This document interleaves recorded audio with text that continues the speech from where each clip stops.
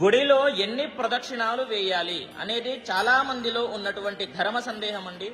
చూడండి, గుడిలో ఎన్ని ప్రదక్షిణాలు వేయాలి అనేది చెప్తాను, కానీ దానికంటే ముందు అసలు ప్రదక్షిణాలు ఎందుకు చేయాలి అనేది మీరు తప్పకుండా తెలుసుకోవాలి.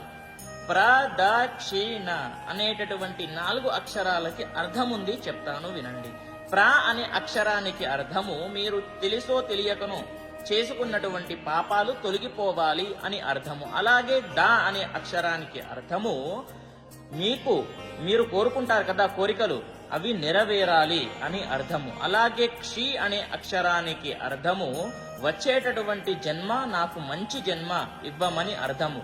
అలాగే నా అనే అక్షరానికి అర్థము మీకు ఉండేటటువంటి అజ్ఞానాన్ని తొలగించి మంచి జ్ఞానము ఇవ్వమని అర్థము.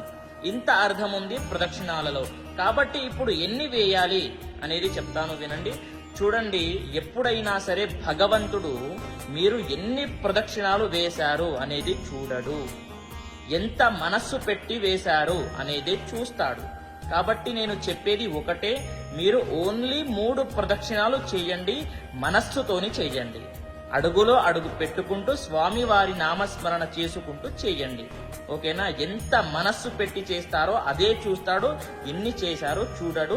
ప్రతి ఒక్కరికి తెలియజేయండి. గుడిలో ఎన్ని ప్రదక్షిణాలు వేయాలి అనేది చాలా మందిలో ఉన్నటువంటి ధర్మ సందేహం అండి.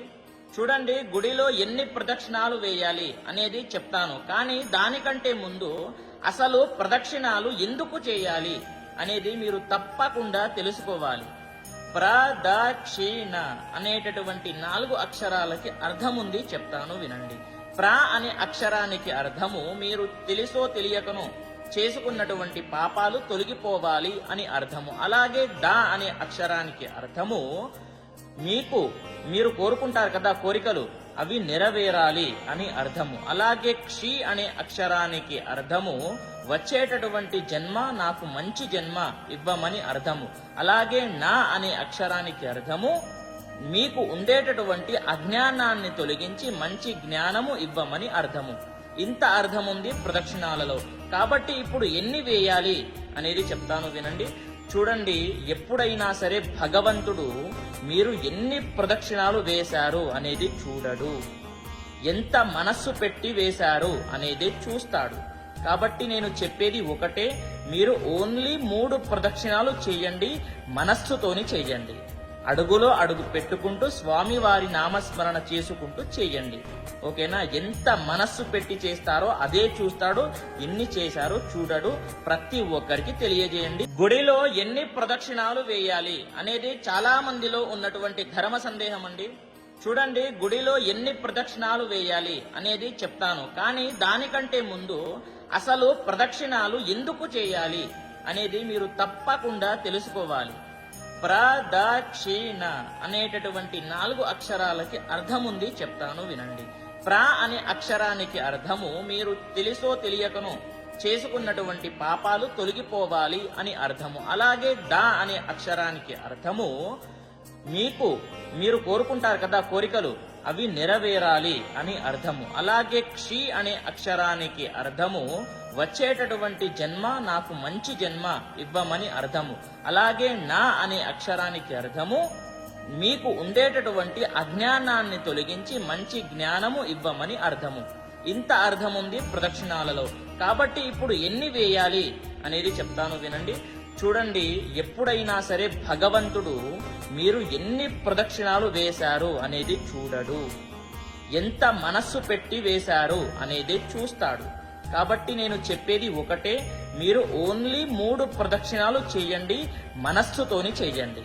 అడుగులో అడుగు పెట్టుకుంటూ స్వామి వారి నామస్మరణ చేసుకుంటూ చేయండి.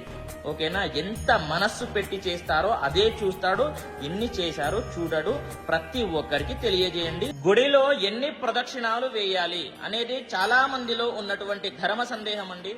చూడండి, గుడిలో ఎన్ని ప్రదక్షిణాలు వేయాలి అనేది చెప్తాను, కానీ దానికంటే ముందు అసలు ప్రదక్షిణాలు ఎందుకు చేయాలి అనేది మీరు తప్పకుండా తెలుసుకోవాలి.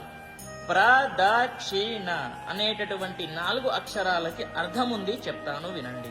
ప్ర అనే అక్షరానికి అర్థము మీరు తెలుసో తెలియకనో చేసుకున్నటువంటి పాపాలు తొలగిపోవాలి అని అర్థము. అలాగే దా అనే అక్షరానికి అర్థము మీరు కోరుకుంటారు కదా కోరికలు, అవి నెరవేరాలి అని అర్థము. అలాగే క్షి అనే అక్షరానికి అర్థము వచ్చేటటువంటి జన్మ నాకు మంచి జన్మ ఇవ్వమని అర్థము.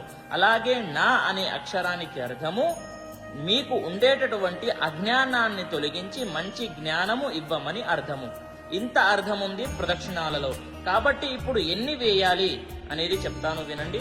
చూడండి, ఎప్పుడైనా సరే భగవంతుడు మీరు ఎన్ని ప్రదక్షిణాలు వేశారు అనేది చూడడు, ఎంత మనస్సు పెట్టి వేశారు అనేది చూస్తాడు.